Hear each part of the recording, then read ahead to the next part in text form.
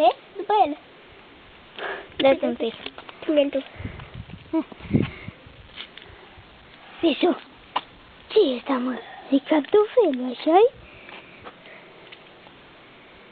Mă, ce e asta? Mă, l-ai prins, bravo. Opa. Opa, bravo, îl prins, l-ai prins. Dar el a scăpat, uite, cartofelul. Ce face, mă, cartofelul? Opa!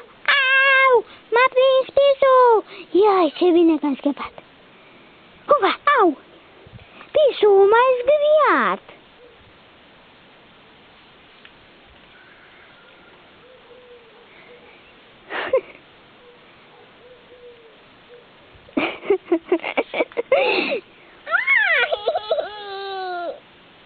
Nu mai pot să prind. M-a prins. M-a prins. Opa, Pisu, ai scăpat, bășai? Ia să scap de măciul ăsta. Așa a spus cartofelul.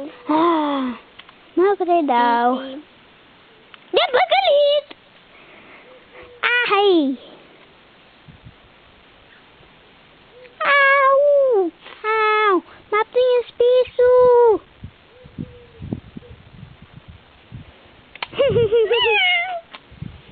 Mamă!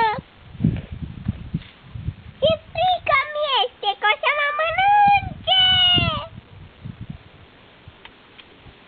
Eu vreau să mă mănânce Pisu! Nu mă mânca! Pisu! E cel mai rău Pisu! Hei, și tu, nu mă mai faci! Mă predau!